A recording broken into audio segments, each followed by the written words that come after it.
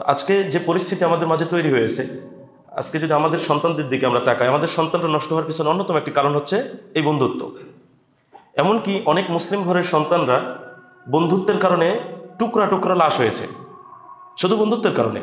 কোথায় মিশে, কার সাথে থাকে, কোথায় যায়, বাবা খবর রাখেনি, লাশ হয়ে বাড়িতে ফিরেছে। এমন ঘটনা এই বাংলাদেশে আছে, মাত্র 10,000 টাকার জন্য বন্ধুকে হত্যা করে নিজের খাটের নিচে কবর দিয়ে দিয়েছে। এমন ঘটনা আমাদের দেশে আছে। তাহলে যেই বন্ধুত্ব ছাড়া আমরা থাকতে পারি না, সেই বন্ধুত্ব আমাদের জন্য যেন কল্যাণকর হয়, উপকারী হয়, সেটা আমাদেরকে খেয়াল রেখে বন্ধুত্ব করতে হবে। নিজেদের ক্ষেত্রে সচেতন হতে হবে, সন্তানদের ক্ষেত্রেও সচেতনতা অবলম্বন করা জরুরি। সংক্ষিপ্ত আকারে এই বিষয়টার বিভিন্ন দিক আমি উপস্থাপনের জন্য চেষ্টা করব ইনশাআল্লাহ। মনে রাখবেন, বন্ধুত্ব মানুষের কাছে একটা ব্যতিক্রম কিছু বোঝা এবং অবোঝার বিষয়বস্তু থাকে। যেমন মনে করেন ক্ষতির জায়গাটা, একজন শত্রুকে যদি চিনে থাকি সে আমার ক্ষতি করবে, এতে কোনো সন্দেহ নাই, এটা আমরা সবাই বিশ্বাস করি যে আমার শত্রু, এ আমার ক্ষতি করবে, সুতরাং ওর কাছ থেকে কিন্তু নিজেকে একটু দূরে রাখার চেষ্টা করি। কিন্তু যার সাথে আমি উঠা বসা করি, বন্ধুত্ব করি, যার সাথে আমার সকাল সন্ধ্যায় চা পানের অভ্যাস, সে আমার ক্ষতি করবে, এটা কিন্তু মন থেকে এত সহজে আসবে না। কিন্তু যারা মুনাফিক, কাফের, বেদিন, মুশরিক, পাপী, তারা কি দূর থেকে ক্ষতি করে? বন্ধুত্বের রূপ ধারণ করে কাছে এসেই তো ক্ষতিটা করবে। এখন আপনি দিনদার পরহেজগার মানুষ, আপনি বন্ধুত্ব করেছেন, আপনার ভিতরে কোনো ত্রুটি বিচ্যুতি নাই বন্ধুত্বের ক্ষেত্রে, আপনি ক্ষতি করবেন না। কিন্তু সে তো বন্ধুত্বের সুযোগ নিয়ে আপনার গাছের গোড়া কেটে উপরে পানি ঢালছে। এটা যদি ধরতে না পারি, তাহলে ইহকালে ক্ষতিগ্রস্ত হব, পরকালে ক্ষতিগ্রস্ত হব। আর ভালো বন্ধুত্ব যদি আমরা করি, দিনদার পরহেজগার মানুষের সাথে যদি আমাদের উঠা বসা চলাফেরা হয়, ভালোবাসা আন্তরিকতা তৈরি হয়, তাহলে এটা ইহকালীন জীবনে আমাদের জন্য কল্যাণকর হবে, পরকালীন জীবনে আমাদের জন্য কল্যাণকর হবে। এই জন্য মূলত বন্ধু নির্বাচনে সতর্কতা অবলম্বন করা দরকার। আসুন আমরা এই বিষয়ে জেনে নিই বন্ধু নির্বাচনে সতর্কতা। আল্লাহ সুবহানাহু ওয়া তাআলা আমাদেরকে এক একটি বিধান দিয়েছেন, যে বিধানগুলোর মধ্যে মানুষের জন্য কল্যাণ নিহিত রয়েছে, মানুষ সেটা বুঝুক বা না বুঝুক। বন্ধুত্বের জায়গাটা খুবই গুরুত্বপূর্ণ এই কারণেই, মনে করেন দুইজন বন্ধুত্ব করেছে, দুইজনকে সমান সমান হয় নাকি কোনো একটা দিকে একজন এগিয়ে থাকে? স্বাভাবিক। কিন্তু আপনি একদিকে এগিয়ে, নইলে আপনার বন্ধু একদিকে এগিয়ে, সমস্যাটা তৈরি হবে এখানেই। আপনি যদি একটা অধিক তাপমাত্রার বস্তুর কাছে অল্প তাপমাত্রার একটা বস্তু রাখেন, তাহলে অধিক তাপমাত্রার বস্তু থেকে তাপ পার হয়ে অল্প তাপমাত্রার বস্তুতে চলে আসবে। তো যেই বন্ধুটার কোনো একটা দিকে কমতি আছে আর এক বন্ধুর তুলনায়, তখন ও কি করবে? ওর কাছ থেকে প্রভাবিত হবে ওই বিষয়টাতে। তাহলে ওই মানুষটা যদি ভালো না হয়, তাহলে আপনি নষ্ট হয়ে যাবেন, আপনাকে নষ্ট করার জন্য ওটা যথেষ্ট হয়ে যাবে। এই কারণে মূলত খেয়াল রাখতে হবে যে কেন এই বন্ধু নির্বাচনে সতর্কতা অবলম্বন করা জরুরি। রাসূলুল্লাহ সাল্লাল্লাহু আলাইহি ওয়াসাল্লাম এই ব্যাপারে আমাদেরকে বলছেন, যখন সুনান আবু দাউদ 4933 নম্বর হাদিস, তিনি বলছেন, আর রাজুলু আলা দীনি খলিলিহি। রাসূলুল্লাহ সাল্লাল্লাহু আলাইহি ওয়াসাল্লাম বলছেন, মানুষ তার বন্ধুর রীতিনীতির অনুসরণ করে। বন্ধু যেমন, তেমন মানুষ খুঁজে নেয় তার নিজের বৈশিষ্ট্য দেখে। রাসূলুল্লাহ সাল্লাল্লাহু আলাইহি ওয়াসাল্লাম বলছেন, বন্ধু তার বন্ধুর রীতিনীতি, মানুষ তার বন্ধুর রীতিনীতি অনুসরণ করে। ফালিয়ানদুর আহাদুকুম মান ইউখালিল, কাজেই তোমাদের প্রত্যেকেই যেন এটা লক্ষ্য করে যে সে কার সাথে বন্ধুত্ব করছে। আপনি দেখবেন, আপনি নামাজি পরহেজগার, আপনার বন্ধু যদি আপনার মতো হতে না চায়, তাহলে আপনার থেকে দূরে থাকবে।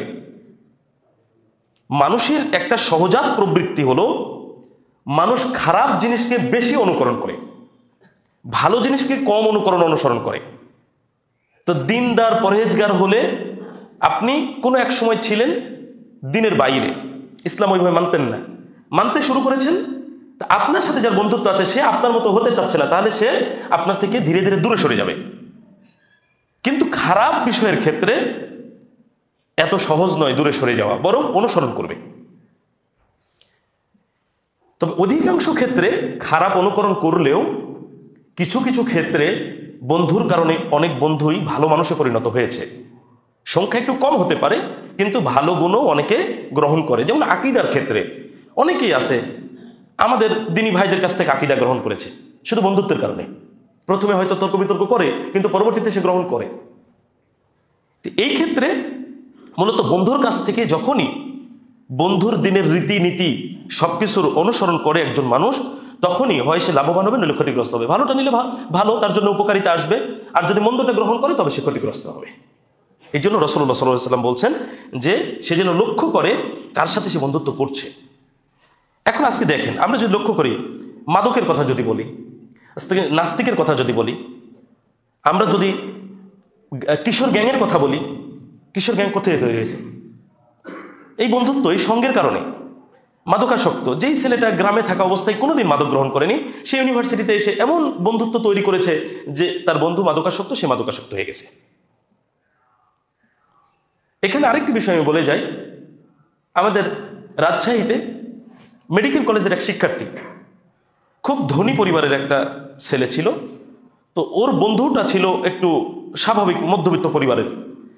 ও মাদকাসক্ত হয়েছে, কিন্তু মাদক কেনার জন্য যে টাকা পয়সা প্রয়োজন, সে সেটা কোথায় থেকে অর্জন করবে বা উপার্জন করবে? ছিনতাই, রাহাজানি, চুরি ছাড়া। তখন সে কি করলো, তার এই যে ধনী পরিবারের যে বন্ধুটা, একে মাদক নিতে শিখিয়ে দিয়েছে। একটা পর্যায়ে এই ছেলে তার বাবার কাছ থেকে অর্থ নিত, সেই টাকায় দুই বন্ধু মাদক গ্রহণ করত। তার কার জন্য নষ্ট হলো? বন্ধুর কারণে। বন্ধু ওকে নষ্ট করলো কেন? নিজের স্বার্থে। টাকার যোগানটা দিবে আমার এই বন্ধু।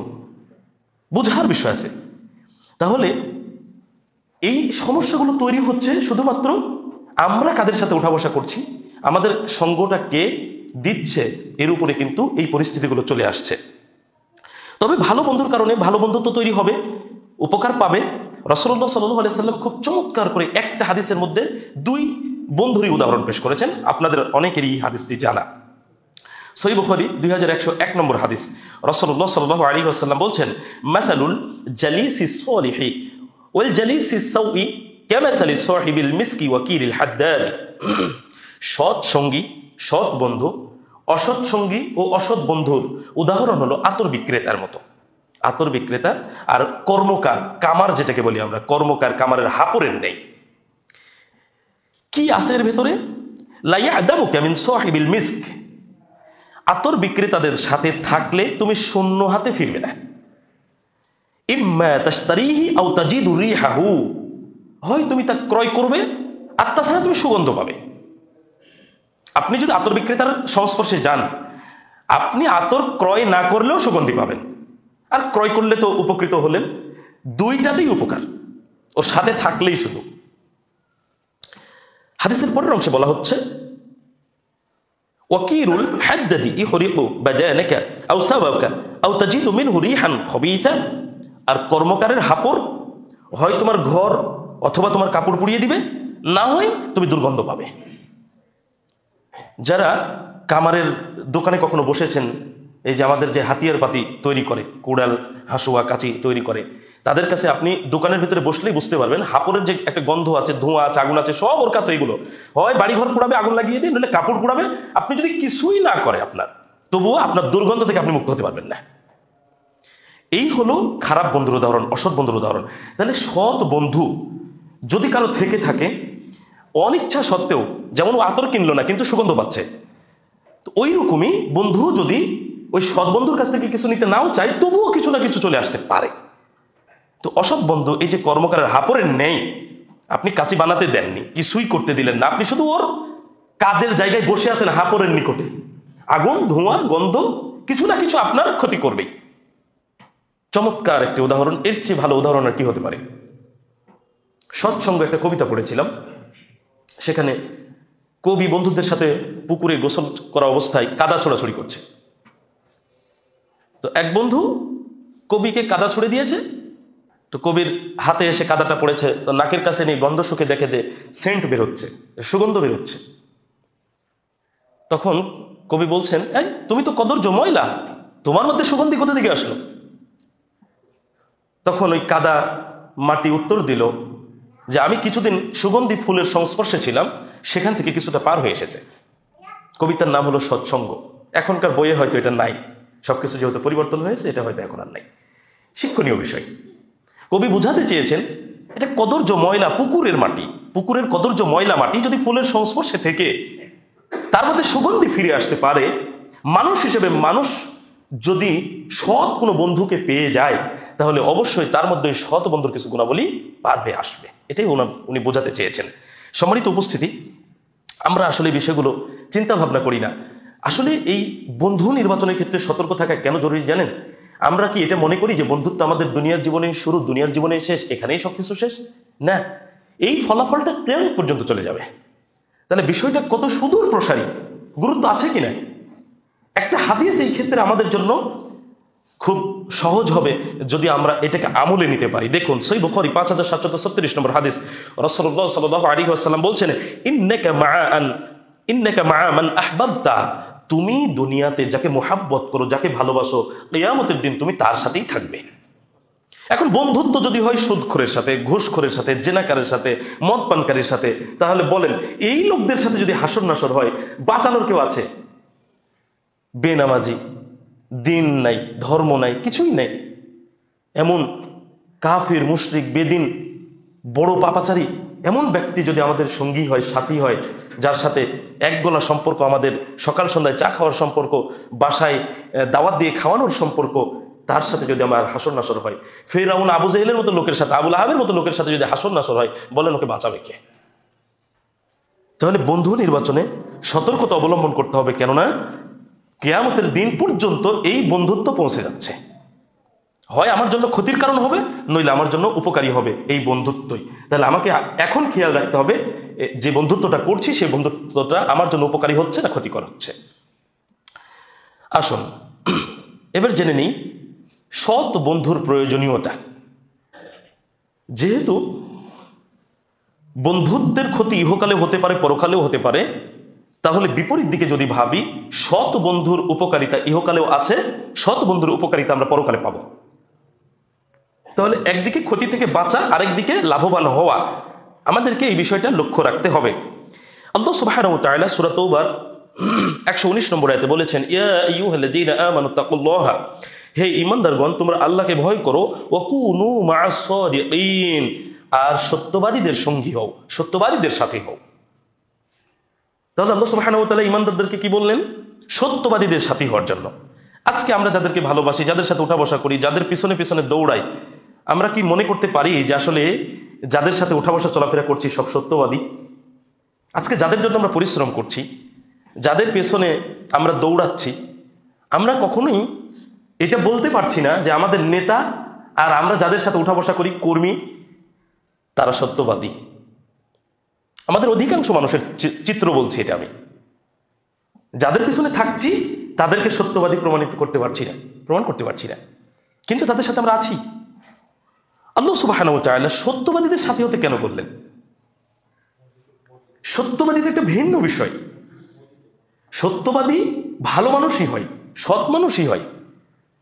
আর ওই হাদিসটা আমরা জানি, যে হাদিসটা সহিহ বুখারী 6094 নম্বর হাদিসে এসেছে যে সত্যবাদিতা সৎ কাজের দিকে মানুষকে নিয়ে যায়, আর সৎ কাজ মানুষকে জান্নাতের দিকে পরিচালিত করে। মিথ্যাবাদিতা মানুষকে জাহান্নামের দিকে নিয়ে যায়, জাহান্নামের দিকে পরিচালিত করে। আর পাপের পথ দেখায়, মিথ্যাবাদিতা পাপের পথ দেখায়, পাপ মানুষকে জাহান্নামের দিকে পরিচালিত করে। তাহলে আমরা যদি কোনো পাপীর সাথে বন্ধুত্ব করি, তাহলে শেষ পরিণতিটা কোথায় যাচ্ছে? জাহান্নামে। আর আমরা যদি সৎ মানুষের সাথে বন্ধুত্ব করি, ন্যায়পরায়ণ, সততাপরায়ণ মানুষের সাথে যদি আমাদের চলাফেরা হয়, তাহলে এটাও আমাদেরকে জান্নাতে নিয়ে যাওয়ার জন্য একটা পাথেয় হয়ে যাচ্ছে। তাহলে সৎ বন্ধুর প্রয়োজনীয়তা এখানে আছে। মূলত বন্ধুত্ব হবে ঈমান আমলের ভিত্তিতে। মানুষ যদি বন্ধুত্ব থেকে উপকারিতা লাভ করতে চায়, তাহলে মানুষের বন্ধুত্ব হবে ঈমান আমলের ভিত্তিতে। আচ্ছা, আমাদের অনেক আত্মীয় আছে, সবাই কি দিনদার পরেজগার? দিনদার পরেজগার নয়। ক্ষেত্র বিশেষে এমন দেখিনি আমরা যে রক্তের সম্পর্কের দিনহীন আত্মীয়র চাইতে দিনই ভাই, যেটাকে আমরা বলি, দিনদার হওয়ার কারণে যার সাথে সম্পর্ক হয়েছে, অনেক ক্ষেত্রে সম্পর্ক ভালো হয় না? আত্মীয়র চাইতে কিন্তু সম্পর্ক ভালো হয়। দেখুন রাসূলুল্লাহ সাল্লাল্লাহু আলাইহি ওয়াসাল্লাম কি বলছেন, সহিহ মুসলিম 407 নম্বর হাদিস, ইয়ানি ফুলানান লাইসু লি বিআউলিয়া, অমুক বংশ আত্মীয়তার কারণে আমার বন্ধু নয়। ইন্নামা ওয়ালিয়াল্লাহু ওয়া সালিহুল মুমিনিন, বরং আল্লাহ এবং নেককার মুমিনগণই আমার বন্ধু। একজন ব্যক্তির সাথে আত্মীয়তার একটা সম্পর্ক আছে, এর মানে এই নয় যে তার সাথে একদম অন্তরঙ্গ হয়ে যাওয়া যাবে। যেমন আসমা রাদিয়াল্লাহু আনহার মা ছিলেন অমুসলিম। কথা প্রসঙ্গে একটা হাদিস বলি। আসমা রাদিয়াল্লাহু আনহার মা ছিলেন একজন অমুসলিম। তো তার মা একদিন তার কাছে এসেছে তার বাবার সাথে। আসমা রাদিয়াল্লাহু আনহা রাসূলুল্লাহ সাল্লাল্লাহু আলাইহি সাল্লামকে বললেন যে আমার মা এসেছেন আমার বাবার সাথে, তো তিনি অমুসলিম, আমি কি তার সাথে সুন্দর আচরণ করব? রাসূলুল্লাহ সাল্লাল্লাহু আলাইহি সাল্লাম বললেন, হ্যাঁ, তুমি তার সাথে সুন্দর আচরণ করো। বুঝার বিষয়, আসমা রাদিয়াল্লাহু আনহা মুসলিম মহিলা সাহাবী, আর মা কি অমুসলিম। তাহলে মুসলিম হিসেবে মুসলিমের সাথে সম্পর্ক, আর মা হিসেবে ওই মা যে অমুসলিম তার সাথে সম্পর্ক, এখন কি এতটা অন্তরঙ্গ হওয়া সম্ভব কিনা? রাসূলুল্লাহ সাল্লাল্লাহু আলাইহি সাল্লাম তার সাথে উত্তম সুন্দর আচরণ করতে বলেছেন, এটা ঠিক আছে, কিন্তু অন্তরঙ্গ হলে কি হয়? আত্মীয় যা করবে আমি তাই করব, বন্ধু যা করে অন্তরঙ্গ হলে তো বন্ধু তাই করে। কিন্তু অমুসলিম মা যে কাজগুলো করছেন, মনে করেন মূর্তি পূজা করছেন, সন্তান যদি মুসলিম হয় করবে নাকি?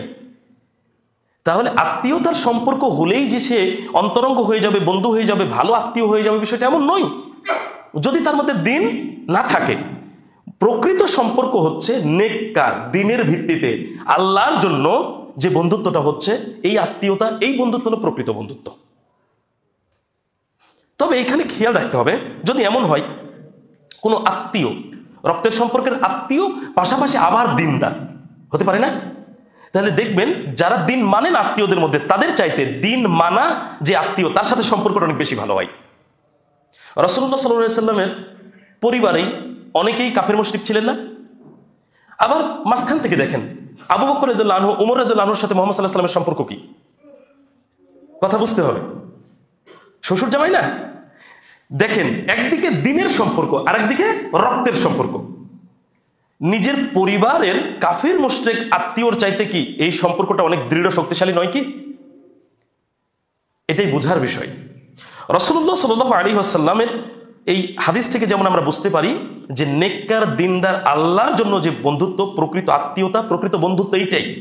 আল্লাহ সুবহানাহু ওয়া তাআলা আয়াতে দেখেন কি বলছেন, সূরা মুজাদালা 22 নম্বর আয়াত। আল্লাহ সুবহানাহু ওয়া তাআলা বলছেন, লা তাজিদু কওমান ইউমিনুনা বিল্লাহি ওয়াল ইয়াউমিল আখির ইউয়াদ্দুনা মান হাদাল্লাহ ওয়া রাসূলহু, আপনি পাবেন না আল্লাহ ও আখিরাতের প্রতি ঈমান রাখে এমন কোন সম্প্রদায়, এমন কোন কওমকে যারা ভালোবাসে তাদেরকে যারা আল্লাহ ও তার রাসূলের বিরুদ্ধে আচরণ করে।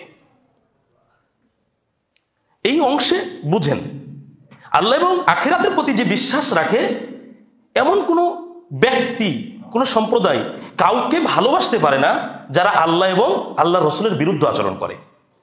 পরের অংশটি আমাদের আরো পরিষ্কার করে দিবে, ওয়ালাউ কানু আবাআহুম আও আবনাআহুম আও ইখওয়ানাহুম আও আশীরাতাহুম, হোক না এই বিরুদ্ধ আচরণকারী তাদের পিতা, পুত্র অথবা ভাই জ্ঞাতিগোষ্ঠী, পিতা পুত্র ভাই জ্ঞাতিগোষ্ঠী যেই হোক না কেন, এগুলি কি খুব কাছের মানুষ না পরিবারে? আপনার পিতা পুত্র হোক, সেটা ভাই অথবা জ্ঞাতিগোষ্ঠী, কিন্তু তাদের আচরণ কার সাথে খারাপ? আল্লাহ এবং তার রাসূলের সাথে খারাপ, আল্লাহ এবং তার রাসূলের বিরুদ্ধে আচরণ করে, তাদেরকে ভালোবাসবে যে আল্লাহকে এবং আখিরাতের প্রতি বিশ্বাস রাখে, এমন ব্যক্তি আপনি খুঁজে পাবেন না। কথা বুঝেন, আত্মীয়তার সম্পর্ক যাদের সাথে আমাদের আছে তার মধ্যে সবচেয়ে কাছের তো বাবা, সন্তান, ভাই, এরাই তো। এরপরেও শেষে বলা হয়েছে জ্ঞাতি গোষ্ঠী, আপনার পরিবারের যা কিছু আছে, তো ভাই হোক, পিতা হোক, পুত্র হোক, পরিবারের যে কেউ হোক, আল্লাহ এবং আল্লাহ রাসূলের বিরোধিতা করবে, আর কোন ব্যক্তি আল্লাহকে বিশ্বাস করে, আখিরাতের বিশ্বাস করে, ওই আল্লাহর প্রতি অবাধ্য আচরণকারী, রাসূল সাল্লাল্লাহু আলাইহি ওয়াসাল্লামের বিরুদ্ধে অবাধ্য আচরণকারীর প্রতি ভালোবাসা রাখবে, এমন কাউকে খুঁজে পাওয়া যাবে না। তাহলে এখানে বোঝার বিষয়টা কি? আত্মীয় শুধু হলেই হবে না, মূল সম্পর্কটা হলো দিনের খাতিরে সম্পর্ক। কারো মধ্যে দিন আছে, আত্মীয়তাও আছে, আলহামদুলিল্লাহ, কোনো সমস্যা নেই, কিন্তু আত্মীয়তার সম্পর্ক আছে, দিন নাই, রাসূল সাল্লাল্লাহু আলাইহি ওয়াসাল্লামের বিরুদ্ধে আচরণ করে, আল্লাহর বিরুদ্ধে আচরণ করে, তাহলে তারা কোনো ইমানদারের কাছ থেকে মোহাব্বত ভালোবাসা পাওয়ার অধিকার রাখে না, যদিও তার আত্মীয়। তাহলে সম্পর্ক, বন্ধুত্ব এইটা হবে মূলত দ্বীনের খাতিরে, আল্লাহর জন্য, রাসূলুল্লাহ সাল্লাল্লাহু আলাইহি সাল্লামের দ্বীন মেনে যেটা হবে সেইটার ভিত্তিতে। দেখুন, রাসূলুল্লাহ সাল্লাল্লাহু আলাইহি সাল্লামের আরেকটি হাদিস আরো স্পষ্ট করে দিবে আগের এই আয়াতটাকে। সহিহ বুখারী 6738 নম্বর হাদিস। রাসূলুল্লাহ সাল্লাল্লাহু আলাইহি ওয়াসাল্লাম বলছেন, লাউ কুনতু মুত্তাখিদান মিন হাদিহিল উম্মতি খলিলা, আমি এই উম্মতের কাউকে যদি বন্ধু হিসেবে গ্রহণ করতাম, লা আত্তাখাযতুহু, আমি তাকে অর্থাৎ আবু বকরকে বন্ধু হিসেবে গ্রহণ করতাম। রাসূলুল্লাহ সাল্লাল্লাহু আলাইহি ওয়াসাল্লাম কি বলছেন, এই উম্মতের কাউকে যদি বন্ধু হিসেবে গ্রহণ করতাম তাহলে কাকে করতাম? আবু বকরকে করতাম। হাদিসের পরের অংশে বলা হচ্ছে, ওয়ালাকিন খুল্লাতুল ইসলামি আফদল, কিন্তু ইসলামী বন্ধুত্বই সর্বোত্তম বন্ধুত্ব। এক কথা বোঝার আছে, কিন্তু পেঁয়াজ আছে এর ভিতরে। আবু বকরকে বন্ধু হিসেবে গ্রহণ করতাম, কিন্তু ইসলামী বন্ধুত্বই সর্বোত্তম। এই কথার অর্থ কি? অর্থাৎ আবু বকর রাদিয়াল্লাহু আনহু আর মুহাম্মদ সাল্লাল্লাহু আলাইহি ওয়াসাল্লাম তো জামাই শ্বশুর। প্রথম কথা, আত্মীয়তা আছে। দ্বিতীয় কথা হলো, আবু বকর রাদিয়াল্লাহু আনহু দিনদার মানুষ। তো মুহাম্মদ সাল্লাল্লাহু আলাইহি ওয়াসাল্লামের নতুন করে বন্ধুত্ব করার প্রয়োজন পড়ছে না। দিনের দিক থেকেও দিনদার, আবার আত্মীয়তা তার সাথে আছে, নতুন করে বন্ধুত্বের প্রয়োজন পড়েনি। তাই রাসূলুল্লাহ সাল্লাল্লাহু আলাইহি ওয়াসাল্লাম বলছেন, পছন্দ ছিল বন্ধু হিসেবে তাকে, যে আমি যদি কাউকে এই উম্মতের মধ্যে বন্ধু হিসেবে গ্রহণ করতাম তাহলে আবু বকরকে গ্রহণ করতাম, কিন্তু ইসলামী বন্ধুত্বই তো সর্বোত্তম। তার মানে তার মধ্যে দিন আছে, সুতরাং নতুন করে বন্ধুত্বের দরকার নেই, যে সম্পর্ক আছে এটা উত্তম সম্পর্ক। বুঝাতে পারছি? তাহলে খুব চমৎকার বিষয়। দিনের ভিত্তিতে যে সম্পর্ক, দিনের ভিত্তিতে যে আত্মীয়তা, দিন মানতে গিয়ে, রাসূলুল্লাহ সাল্লাল্লাহু আলাইহি ওয়াসাল্লামের সুন্নাহর অনুসরণ করতে গিয়ে তাওহীদের ভিত্তিতে যে সম্পর্কটা তৈরি হয়, সেই সম্পর্ক ওই বেদিন আত্মীয়তার চাইতে অনেক উপরে এবং সম্মানের।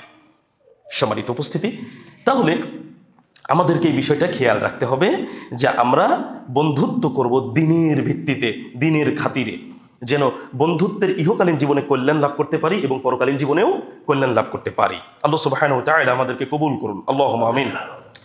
এবার আসুন, মুমিন সৎ বন্ধু আসলে কেমন হবে? বন্ধুত্ব আমরা করি, কিন্তু ক্ষেত্র বিশেষে এক একজনের বন্ধুত্ব এক এক রকম হয়, কিন্তু দিনের ভিত্তিতে যে বন্ধুত্বটা হবে সে বন্ধুত্বের নমুনাটা কেমন হবে, আমরা এই বিষয়ে সামান্য দুই একটি কথা শুনবো ইনশাআল্লাহ। সূরা তাওবা ৭১ নম্বর আয়াত, আল্লাহ সুবহানাহু ওয়া তাআলা বলছেন, ওয়াল মুমিনুনা ওয়াল মুমিনাতু বা'দুহুম আউলিয়াউ বা'দ, আর মুমিন পুরুষ ও মুমিন নারীরা একে অপরের বন্ধু, পরস্পর বন্ধু। তাহলে আল্লাহ সুবহানাহু ওয়া তাআলা আমভাবে সমস্ত মুমিন মুমিনা নর নারীর বন্ধুত্ব আল্লাহ সুবহানাহু ওয়া তাআলা প্রকাশ করে দিলেন। বন্ধুত্বটা কিসের ভিত্তিতে? ঈমানের ভিত্তিতে, আমলের ভিত্তিতে। এদের কাজ কি?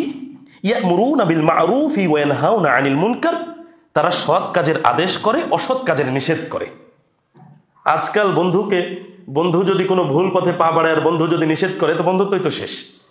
বিশেষ করে রিলেশনের জগতে, একটা বন্ধু মনে করেন একটা মেয়েকে পছন্দ করেছে, রিলেশনে জড়াচ্ছে, আর একটা বন্ধু তাকে নিষেধ করছে, তো ওই যে চোখে যেটা দেখেছে ভালো লেগে গেছে, পূর্ণিমার চাঁদ, বন্ধুত্ব নষ্ট করবে, রিলেশন নষ্ট করবে না। ওই দিকের স্বাভাবিক, ওকে বুঝাচ্ছে, কিন্তু ওই সময়টা তো ওইটা বুঝবে না, কারণ ও এখন সর্ষে ফুল দেখছে, ওর কাছে সবকিছু এখন রঙিন, ওর চোখে রঙিন চশমা আছে। তো ও যে বন্ধুটা ওই ধরনের কাজে জড়ায়নি, সে ধরিয়ে দিচ্ছে, কিন্তু বিপরীতে খারাপ হয়ে যাবে, কেননা ওর তাৎক্ষণিক সবচেয়ে পছন্দের মানুষ হচ্ছে ওই মেয়ে। অথচ প্রকৃত বন্ধু, মুমিন বন্ধুরা কেমন হবে? ইয়ামুরুনা বিল মা'রুফি ওয়া ইয়ানহাউনা আনিল মুনকার, তারা সৎ কাজের আদেশ করে, অসৎ কাজের নিষেধ করে, বুঝাবে, বলবে, এটা হলো কাজ। আয়াতটা শেষ করি, তারপরে ছোট একটা ঘটনা বলবো ইনশাআল্লাহ। আয়াতের পরের অংশে বলা হচ্ছে, ওয়া ইউকিমুনাস সালাতা ওয়া ইউতুনাজ যাকাতা, তারা সালাত কায়েম করে, যাকাত প্রদান করে। দেখেন বৈশিষ্ট্য, মুমিন বন্ধু বান্ধবীর বৈশিষ্ট্য উল্লেখ করা হচ্ছে। আর কি করে? ওয়া ইউতিউনাল্লাহ ওয়া রাসূলাহু, আল্লাহ ও তার রাসূলের আনুগত্য করে। উলাইকা সায়ারহামুহুমুল্লাহ, যাদেরকে আল্লাহ অচিরেই দয়া করবেন।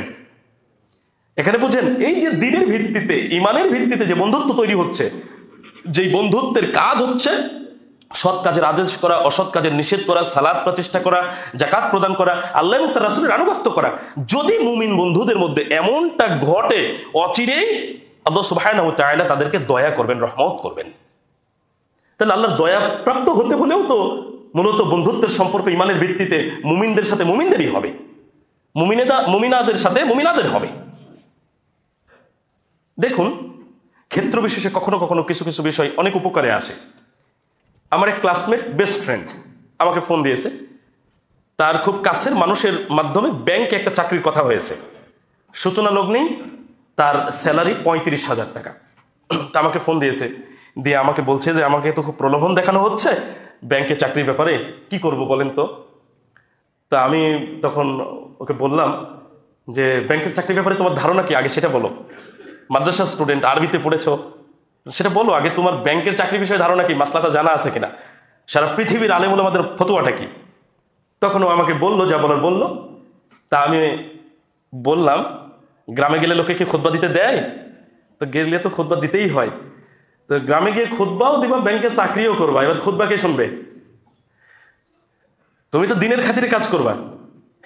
মাদ্রাসায় পড়েছো, বাবা মাদ্রাসায় পড়িয়েছেন, আরবিতে পড়েছো, অনার্স মাস্টার্স করেছো, খুতবাও দিচ্ছ, দিন ধর্ম মেনে চলার চেষ্টা করো, ব্যাংকের চাকরির একটা প্রলোভন পেয়েছো, ঠিক আছে, কিন্তু এর ক্ষতিকারক দিকগুলো কি চিন্তা করেছো? আমার ওই এক কথাই ধরে ফেলেছে। শেষ হয়ে চাকরিতে আর জয়েন করেনি, আলহামদুলিল্লাহ। এই যে দেখেন, বন্ধুত্ব বুঝেন।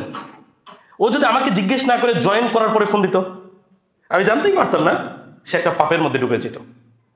এবং পাপটা কত বড়, এই আলোচনাগুলো আপনাদের শোনা আছে। এটাই বন্ধুত্বের কাজ। বন্ধু ভুল পথে যাচ্ছে, বন্ধুকে সৎ কাজের আদেশ করা, অসৎ কাজের নিষেধ করা। মুমিন বন্ধু এই কাজটা করবে, আল্লাহ সুবহানাহু ওয়া তাআলা সেই কথা জানিয়ে দিলেন। এবং আমরা দোয়া করি আল্লাহ সুবহানাহু ওয়া তাআলা যেন আমার এই বন্ধুকে উত্তম রুজির ব্যবস্থা করে দেন। কারণ যে হারাম থেকে নিজেকে সে বিরত রেখেছে, আল্লাহ তাআলা যেন এর উত্তম প্রতিদান তাকে প্রদান করেন, আল্লাহুম্মা আমিন।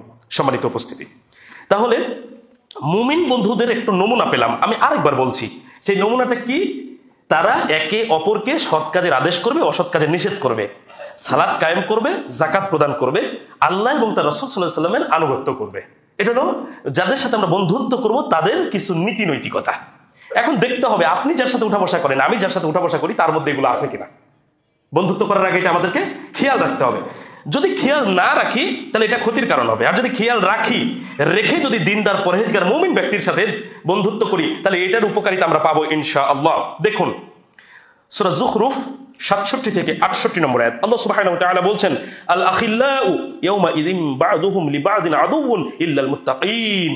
সেদিন বন্ধুরা একে অপরের শত্রু হবে মুত্তাকি ছাড়া। যারা মুত্তাকি, পরহেজগার, আল্লাহ ভীরু বন্ধু আছে, এরা ছাড়া কিয়ামতের দিন সমস্ত বন্ধু যার মধ্যে দিন নাই, যার মধ্যে পরহেজগারিতা নাই, কাফির, মুশরিক, বেদিন, পাপাচারী, এমন ব্যক্তির সাথে যাদের বন্ধুত্ব, তারা নিজেরাই কিয়ামতের দিন একে অপরের শত্রুতে পরিণত হয়ে যাবে। বন্ধুত্ব থাকবে কার? উপকারে আসবে কে? শুধু মুত্তাকিরা। মুত্তাকির সাথে মুত্তাকির বন্ধুত্ব, মুমিনের সাথে মুমিনের বন্ধুত্ব, ঈমান এবং আমলের মাধ্যমে যার সাথে সম্পর্ক তৈরি হয়েছে, এইটাই শুধুমাত্র সেই দিন বন্ধুত্ব রূপে থাকবে। বাকি সবাই শত্রুতে পরিণত হয়ে যাবে। এরপরে কি বলা হচ্ছে? ইয়া ইবাদি লা খাউফুন আলাইকুমুল ইয়াওমা ওয়া লা আনতুম তাহজানুন। হে আমার বান্দাগণ, আজ তোমাদের কোনো ভয় নেই এবং তোমরা চিন্তিতও হবে না। কাদের ভয় নেই? কারা চিন্তিত হবে না? যারা মুত্তাকি, তাদের ভয় নেই। সেই সব বন্ধুদের ভয় নেই যারা মুত্তাকি, যারা পরহেজগার, যারা মুমিন, যারা ঈমানের ভিত্তিতে, দিনের ভিত্তিতে বন্ধুত্ব করেছে, তাদের কোনো ভয় নেই, তারা চিন্তিত হবে না। কিন্তু বিপরীতে যাদের বন্ধুত্ব দিনহীন, নামাজ কালাম নাই, মাদক, এইসব শিরক বিদআত, এইসবের ভিত্তিতে যাদের বন্ধুত্ব, তারা নিজেরাই নিজেদের শত্রুতে পরিণত হয়ে যাবে। তো ব্যাপারটা ক্ষতির কারণ হয়ে গেল।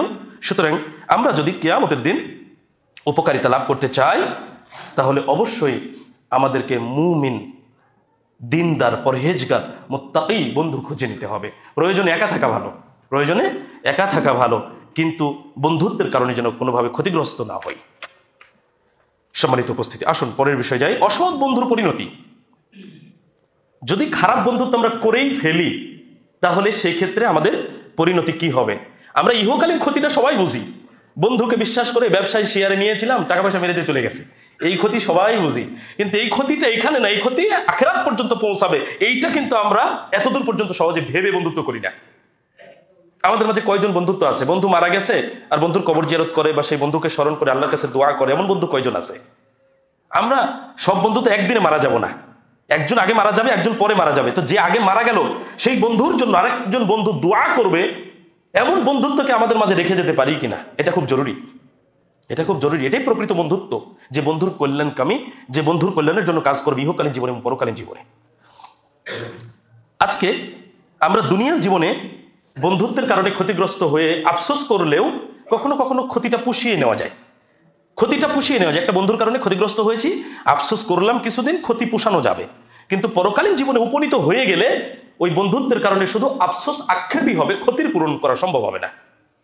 ক্ষতিটাকে আর পূরণ করতে পারবো না। দেখুন আফসোসটা কিভাবে হবে। সূরা আল ফুরকান 28 থেকে 29 নম্বর আয়াত আল্লাহ সুবহানাহু ওয়া তাআলা বলছেন, ইয়া ওয়াইলাতা লাইতানি লাম আত্তাখিয ফুলানান খলিলা, হায় দুর্ভোগ আমার, আমি যদি অমুক ব্যক্তিকে বন্ধু হিসেবে গ্রহণ না করতাম। আফসোস করছে কখন? আখিরাতে গিয়ে মানুষ আফসোস করবে এইভাবে, হায় আমি যদি, দুর্ভাগ্য আমার, আমি যদি অমুককে বন্ধু হিসেবে গ্রহণ না করতাম। মানে ক্ষতিগ্রস্ত হয়ে গেছে, চিন্তাই করেনি আগে, কিন্তু যখনই আখিরাতে উপনীত হয়ে যাব আমরা, তখন আমরা এই ধরনের আফসোস করব। কিন্তু সেই দিন এই আফসোস, এই আক্ষেপ আমাদের পূরণ হবে না। পরে বলা হচ্ছে, লাকাদ আদাল্লানি আনিদ যিকরি বা'দা ইয জাআনি, আমাকে তো সে বিভ্রান্ত করেছিল আমার কাছে উপদেশ পৌঁছার পর। ওয়া কানা শাইতানু লিল ইনসানি খাদুলা, আর শয়তান তো মানুষের জন্য মহা প্রতারক। শয়তান মানুষের জন্য মহা প্রতারক। এমনকি খারাপ বন্ধুর জন্য আরেকজন বন্ধুর জন্য প্রতারক। খারাপ বন্ধু দেখবেন, মানুষ বন্ধুত্ব যদি কারো খারাপ ব্যক্তির সাথে হয়েও যায়, সহজে ওর সাথে নিজের সবকিছুকে তাও শেয়ার করবে না। ভালো মানুষ খোঁজে ভালো পরামর্শের জন্য, উঠা বসা করে তার সাথে, খারাপের সাথে, কিন্তু তার উপরে 100% বিশ্বাস করে না। কারণ ও জানে যে আমি যে কোয়ালিটির সেই কোয়ালিটির। এই জন্য গুরুত্বপূর্ণ কোনো বিষয় পরামর্শের জন্য ভালো মানুষ খোঁজে সমাজে। আমরা এগুলো লক্ষ্য করি, বাস্তবতা এটা। কিন্তু যখনই ক্ষতি হচ্ছে তখন আফসোস করছে, হায় দুর্ভাগ্য আমার, আমি অমুক ব্যক্তিকে যদি বন্ধু হিসেবে গ্রহণ না করতাম। এইখানে আরেকটি বিষয় উল্লেখ করা হয়েছে যে মানুষের জন্য শয়তান হলো মহা প্রতারক। শয়তানও কিন্তু মানুষের কাছে আসে বন্ধুত্বের রূপ ধারণ করে, যেমনটা করেছিল আদম আলাইহিস সালামকে জান্নাতের ভেতরে। কি জান্নাতের ভেতরে শত্রু হয়ে গিয়েছিল? বন্ধু হয়ে গিয়েছে, উপকার করার জন্য গিয়েছে। আপনি গাছের নিকটবর্তী হলে আপনার এখান থেকে বের হওয়ার দরকার হবে না, আপনাকে এখানে বের করবে না, ওখানে না গেলে আপনাকে তো বের করা হবে। সিস্টেমটাই যেন অন্যরকম। আমি তোমার জন্য কত কল্যাণকামী, বিষয়টাই অন্যরকম। বন্ধুর কাছে এসে বন্ধুকে মানুষ এইভাবেই প্রতারিত করে। তাহলে সেই জায়গায় যদি আমরা ইহকালীন এবং পরকালীন জীবনে লাভবান হতে চাই, তাহলে অসৎ বন্ধু থেকে আমাদের সতর্ক থাকা জরুরি। আবার দেখুন, কোন অসৎ ব্যক্তি, পাপাচারী, কাফির, মুশরিক, এমন ব্যক্তি আমাদের বন্ধুত্ব হবে কেন? আমাদেরকে আত্মমর্যাদা নেই? আমি এমন ব্যক্তির সাথে কেন উঠা বসা করবো যে আল্লাহর সাথে শিরক করছে? আশ্চর্য ব্যাপার। আমি অবাক হই, কিছু ভাইয়েরা আমাদের কাছে মাসলা চায় যে আমার একজন হিন্দু কলিগ বা হিন্দু বন্ধু তার বোনের বিয়েতে দাওয়াত করেছে, যেতে পারবো কিনা। আশ্চর্য ব্যাপার। আপনি এই ধরনের প্রশ্ন করেন কি করে ভাই? আপনার মধ্যে কিছুটা ধর্ম আছে বলে আপনি প্রশ্ন করেছেন, এটা আমার বিশ্বাস। তাছাড়া আপনি এই প্রশ্ন করতেন না। কিন্তু আপনার ভেতরে এটা আসে কিভাবে? বিবাহ একটা ইবাদত।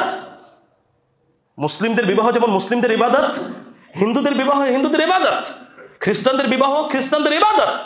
আপনি কি করে সেখানে যাওয়া না যাওয়ার প্রশ্ন উঠাচ্ছেন, যেখানে বিবাহে আগুনের পূজা হবে, আল্লাহর সাথে শিরক হবে, আপনি সেখানে যাওয়া না যাওয়ার প্রশ্ন তুলছেন? মানে আপনি বন্ধুত্বটা করেছেন কার সাথে? তার আগে ভাবেননি এটা? আরো কত শত সমস্যা আছে। তাদের জবাইকৃত পশুর গোশত হারাম না? আল্লাহ ছাড়া অন্যের নামে যে পশু জবাই করা হয় সেটা কি হারাম? আপনি বিবাহ বাড়িতে যাচ্ছেন, আশ্চর্য ব্যাপার। আপনি যাওয়ার চিন্তা পরে করেন, বন্ধুত্বটা কার সাথে করেছেন? একজন মুশরিকের সাথে, মূর্তি পূজারীর সাথে আপনি বন্ধুত্ব করেছেন, আগুন পূজারীর সাথে আপনি বন্ধুত্ব করেছেন। আপনি এটা চিন্তা করেননি। আপনি ফতুয়া যাচ্ছেন যাওয়া যাবে কিনা বিবাহ বাড়িতে। তাহলে আমাদের ইমানের দুর্বলতাটা কোন জায়গায়, কতখানি যে আমরা এটা চিন্তাই করি না আমাদের উঠা বসা কার সাথে, বন্ধুত্বের সম্পর্কটা কার সাথে। দেখুন, একজন মানুষের সাথে দেখা সাক্ষাতে আদাব দিলাম, একটু সালাম মোসাফা হলো, সে হিন্দু হোক মুসলমান হোক, হচ্ছে একটা সাধারণ লেনদেন আদান প্রদান। মুদি দোকানি মনে করেন হিন্দু, আপনি কিছু জিনিস ক্রয় করলেন, এটা একটা স্বাভাবিক সম্পর্ক। আর সকাল সন্ধ্যায় একসাথে বসে চা খাওয়ার সম্পর্ক, দুটোকে এক সমান। তো বোঝা লাগবে যে আমি সম্পর্কটা কোন পর্যন্ত গড়ায় নিচ্ছি। কতখানি সম্পর্ক ভালো হলে একজন হিন্দু ব্যক্তি তার বোনের বিয়েতে মুসলিম মানুষকে দাওয়াত দিতে পারে? কি যেন তেন সম্পর্ক হলে কি দাওয়াত দিবে নাকি? তাহলে বন্ধুত্বটা অনেক গাঢ়। তাহলে এই যে মুসলিম মুমিন, ওর কি এই জ্ঞানটা হয়নি যে আমি কার সাথে বন্ধুত্ব করছি? ফতুয়া তো পরে। সম্মানিত উপস্থিতি, এখানে ক্ষতির কারণ রয়েছে। আমরা যার সাথে বন্ধুত্ব করি না কেন, যদি বেদিন হয় তাহলে ওরা ওদের বন্ধু, কাফির মুশরিক বেদিন ওরা একে অপরের বন্ধুরা, মুমিনের বন্ধু হবে না। মুমিনের পারলেই ক্ষতি করবে, পারলেই ক্ষতি করবে। হে আমার ছেলে একটা বই আছে, পড়বেন। হে আমার ছেলে, ছোট্ট একটা বই, এই 16, 17, 20 পৃষ্ঠার হতে পারে, অনেকদিন আগে পড়েছি। এই বইটা পড়বেন। হে আমার ছেলে, আর একটা বই আছে হে আমার মেয়ে, এই দুটো বই বাড়িতে কিনে নিয়ে যাবেন খোঁজ করে। এই বইটার ভিতরে একটা ঘটনা আছে। মক্কার একজন ছেলে ফ্রান্সে পড়াশোনা করতে যায় স্কলারশিপ নিয়ে। তো মক্কার স্থানীয় একজন আরবিয়ান যুবকের আচার ব্যবহার কেমন বুঝতে পারছেন না? তার গায়ে জুব্বা এইরকম গোতরা পরে, পোশাক আশাক অন্যরকম আলখাল্লা পরে। তো ফ্রান্সে যখন পড়াশোনা করতে যাই, ফ্রান্সে যাওয়ার পরে এই যে অর্ধ উলঙ্গ মেয়েদের সাথে উঠা বসা শুরু হয়। ওদের টার্গেটই হলো মুসলিম যুবক। একটা পর্যায়ে উঠা বসা করতে করতে লাস্টে খ্রিস্টান বানিয়ে ফেলছে। টার্গেটটা বুঝেন কেন নষ্ট হলো? বন্ধুত্বের কারণে নষ্ট হয়েছে। এমন এমন মেয়েদের সাথে তার বন্ধুত্ব তৈরি হয়েছে, ওর নিজের ধর্মকর্ম সব শেষ, বাসায় আসছে ক্রুশ চিহ্ন তার গলায়। হ্যাঁ, সে গেঞ্জি খুলে না, দেখতে পায় না। একদিন ছোট বোন দেখতে পেয়ে গেছে, আপনার ঘটনাটা পড়ে নেবেন, অনেক লম্বা ঘটনা, সত্য ঘটনা। পরবর্তীতে আলহামদুলিল্লাহ ছেলেটাকে আল্লাহ তাআলা হেদায়েত করেছেন। কিন্তু একটা বিষয় কি জানেন, মানুষ যখন কোনো একটা পাপের ভিতরে ঢুকে যায়, ফিরলেও আগের প্রতিক্রিয়াটা তার ভিতর থেকে সহজে যাবে না। ও ফ্রান্সে গিয়ে যখন মক্কায় থাকতো, মক্কায় থাকা অবস্থায় যাদের সাথে তার উঠা বসা চলাফেরা, অর্ধলঙ্গ মেয়ে তো তার সামনে কোনোদিন ছিল না। ওই পরিস্থিতি তো সে কোনোদিন পড়েনি। ফ্রান্সে যাওয়ার পরে প্রথম ওই অর্ধলঙ্গ মেয়েদের সাথে তার উঠা বসা করতে, ক্লাসে বসতে প্রথমে ইতস্তত বোধ হয়েছে, কিন্তু ধীরে ধীরে পড়াশোনা তো মানিয়ে নিয়েছে। নিতে নিতে নিতে নিতে এক পর্যায়ে তার জুব্বা টুপি সব চলে গেছে, আজান নামাজ সবকিছু শেষ, ওই তাদের উপাসনালয়ে যাওয়া শুরু হয়েছে। এরূপ করতে করতে খ্রিস্টান। লাস্টে আল্লাহ তাআলা হেদায়েত করেছেন আলহামদুলিল্লাহ। কিন্তু আপনি চিন্তা করেন, ফ্রান্সে যে 5-7টা বছর ছিল, সেই 5-7 বছরে যা কিছু ঘটেছে সেটা ভোলা কি এত সহজ? কি মনে হয় আপনার? অশ্লীলতা এত সহজ জিনিস না। অশ্লীলতার একটা প্রতিক্রিয়া মানুষের মধ্যে ঢুকে যায়, থেকে যায়। এই যে ক্ষতিটা কেন হলো? সঙ্গের কারণে, বন্ধুত্বের কারণে। ও দিনদার জায়গায় ছিল, দিন ছিল, দিনহীন জায়গায় গেছে, দিনহীন হয়ে গেছে। আমাদের এগুলো বোঝা দরকার। এগুলো যদি না বুঝি তাহলে আমরা ক্ষতিগ্রস্ত হব। দেখুন, ওরা ওদের বন্ধু, কিন্তু আমাদের বন্ধু হবে না। ওরা চাইবে আমাদের ক্ষতি করার জন্য। সূরা আল জাসিয়া 19 নম্বর আয়াত আল্লাহ সুবহানাহু ওয়া তাআলা বলছেন, ওয়া ইন্নাদ যালিমিনা বা'দুহুম আউলিয়াউ বা'দ, নিশ্চয় জালিমরা একে অপরের বন্ধু। জালিমরা একে অপরের বন্ধু। আল্লাহু ওয়ালিউল মুত্তাকিন, আর আল্লাহ মুত্তাকিদের বন্ধু। আল্লাহ কার বন্ধু? মুত্তাকিদের বন্ধু। আর জালেমরা জালেমদের বন্ধু। সুতরাং কোন পাপী মুশরিক কাফির ব্যক্তির সাথে আমাদের বন্ধুত্ব হবে, সঙ্গ তৈরি হবে, এটা যেন কোনোভাবে না হয়। জালিমকে যেন কোনোভাবে আমরা সাপোর্ট না করি, এই দিকটা আমাদেরকে খেয়াল রাখতে হবে। এমনকি এরা একে অপরের বন্ধু হলেও এরা একে অপরকে কিয়ামতে সাহায্য করতে পারবে না, কারণ তারা শত্রুতে পরিণত হয়ে যাবে, আর তাদের জন্য কোনো সাহায্যকারী থাকবে না। সূরা আল মুমিন 18 নম্বর আয়াত আল্লাহ সুবহানাহু ওয়া তাআলা বলছেন, মালিদ যালিমিনা মিন হামিমি ওয়ালা শাফিঈ ইউতা, জালিমদের জন্য কোনো অন্তরঙ্গ বন্ধু নেই এবং এমন কোনো সুপারিশকারীও নেই যার সুপারিশ গ্রহণ করা হবে তাদের ব্যাপারে। তাহলে তাদেরকে যদি আমরা সাপোর্ট করি তাহলে আমাদের কি অবস্থা হবে? আমাদের একই অবস্থা। সুতরাং কিছুই করার থাকবে না। আর সবচেয়ে বড় কথা যে যারা খারাপ, অসৎ, তারা সব সময় আমাদের ক্ষতি চাইবে। উপরে উপরে যতই ভালো কথা বলুক না কেন, ভেতরে ভিতরে ক্ষতি করার জন্য যা কিছু করার সেটা করবে এবং মন থেকে সেটা কামনা করবে। আল্লাহ সুবহানাহু ওয়া তাআলা এত সুন্দরভাবে উপস্থাপন করেছেন, এরপরেও আমাদের হোশ হয় না, এরপরেও হোশ হয় না। দেখেন, যে কথাগুলো আমরা আমাদের জ্ঞানী লোকের আমাদেরকে উপদেশ স্বরূপ বলেন, আল্লাহ সেই কথাগুলো কোরআনে বলে দিয়ে রেখেছেন। আল্লাহ সুবহানাহু ওয়া তাআলা সূরা আলে ইমরানের 118 নম্বর আয়াতে বলেছেন, ইয়া আইয়ুহাল্লাযীনা আমানু, হে ঈমানদারগণ, লা তাত্তাখিযু বিতানাতাম মিন দুনিকুম, তোমরা নিজেদের ছাড়া অন্য কাউকে বন্ধু হিসেবে গ্রহণ করো না, অন্তরঙ্গ সঙ্গী করে নিও না। তাহলে কি হবে? লা ইয়ালুনাকুম খাবালা, তারা তোমাদের ক্ষতি করতে কোনো ত্রুটিই করবে না। যদি আমরা কাফের, মুশরিক, বেদিন, অমুসলিম, জালিমদেরকে আমরা বন্ধু হিসেবে গ্রহণ করি, তারা আমাদের ক্ষতি করতে কোনো ত্রুটি করবে না, ক্ষতি ওরা করবে। আর কি করবে? ওয়াদ্দু মা আনিতুম, তারা যা তোমাদের বিপন্ন করে, যা তোমাদের ক্ষতি করে, যা তোমাদের ধ্বংস করে, এমনটাই তারা আশা করে, মনে মনে কামনা করে। তাহলে খারাপ বন্ধু আমাদের ভালো কামনা করে না, আমাদের যেখানে ক্ষতি হবে সেটাই তারা চায়। সামনাসামনি না বলুক, মনে মনে সেটা আশা করে, সেটাই তারা চায়। তাহলে অবশ্যই আমাদেরকে খেয়াল রাখতে হবে যে আমরা কাদের সাথে উঠা বসা করছি, কি করছি। আজকের আলোচনার শেষ পয়েন্ট, সংক্ষিপ্ত আকারে জাস্ট একটা আয়াত বলবো। যাদেরকে কখনোই বন্ধু হিসেবে গ্রহণ করা যাবে না, সরাসরি যদি এক বাক্যে বলি, ইহুদি, খ্রিস্টান, অমুসলিম, বেদিন, কাফের, মুশরিক, এই ধরনের লোকদেরকে কোনোভাবেই অন্তরঙ্গ বন্ধু হিসেবে গ্রহণ করা যাবে না। যদি করি তাহলে আমরা চরমভাবে ইহকাল এবং পরকালে ক্ষতিগ্রস্ত হব। সূরা আলে ইমরান 28 নম্বর আয়াতে আল্লাহ সুবহানাহু ওয়া তাআলা বলছেন, লা ইয়াত্তাখিযুল মুমিনুনা আল কাফিরিনা আউলিয়া মিন দুনিল মুমিনিন, মুমিনগণ যেন মুমিনগণ ছাড়া কাফেরদেরকে বন্ধু হিসেবে গ্রহণ না করে। তাহলে বন্ধু হিসেবে কাকে গ্রহণ করবে? মুমিনগণ, মুমিনগণকেই। কোনো কাফিরকে যেন কোনো মুমিন বন্ধু হিসেবে গ্রহণ না করে। ওয়া মান ইয়াফআল যালিকা ফালাইসা মিনাল্লাহি ফি শাই, যে কেউ এরূপ করবে, অর্থাৎ কোনো মুমিন যদি কোনো কাফিরকে বন্ধু হিসেবে গ্রহণ করে তাহলে আল্লাহ তার সাথে কোনো সম্পর্ক থাকবে না। কথা বুঝেন, কোনো মুমিন যদি কাফিরকে বন্ধু হিসেবে গ্রহণ করে তাহলে আল্লাহ তাআলা কি বলছেন? আল্লাহর সাথে তার কোনো সম্পর্ক থাকবে না। আল্লাহর সাথে যদি আপনার আমার সম্পর্ক ছিন্ন হয়, পৃথিবীর সবচেয়ে ক্ষমতাধর ইহুদি, পৃথিবীর সবচেয়ে ক্ষমতাধর খ্রিস্টান, পৃথিবীর সবচেয়ে ক্ষমতাধর বেদিন, পৃথিবীর সবচেয়ে ক্ষমতাধর নাস্তিকের সাথে যদি বন্ধুত্ব হয়, বলেন ওকে বাঁচানোর কেউ আছে আল্লাহর সাথে সম্পর্ক ছিন্ন হলে? আল্লাহ তাআলা সেই কথা তো জানিয়ে দিলেন, মুমিনগণ মুমিনদের সাথে বন্ধুত্ব করবে, মুমিন মুমিন ছাড়া কারোর সাথে বন্ধুত্ব করবে না। যদি করে তাহলে আল্লাহর সাথে সম্পর্ক থাকবে না। কত বড় ক্ষতিগ্রস্ত হলাম আমরা। সুতরাং এটা মনে রাখতে হবে, আমাদের স্বাভাবিক চলাফেরার সম্পর্ক একরকম হবে। একজন বেনামাজি আপনার গ্রামে আছে, একটু দেখা সাক্ষাতে একটু কুশল বিনিময়, এটা ভিন্ন কথা, আর বন্ধুত্বের সম্পর্ক ভিন্ন কথা।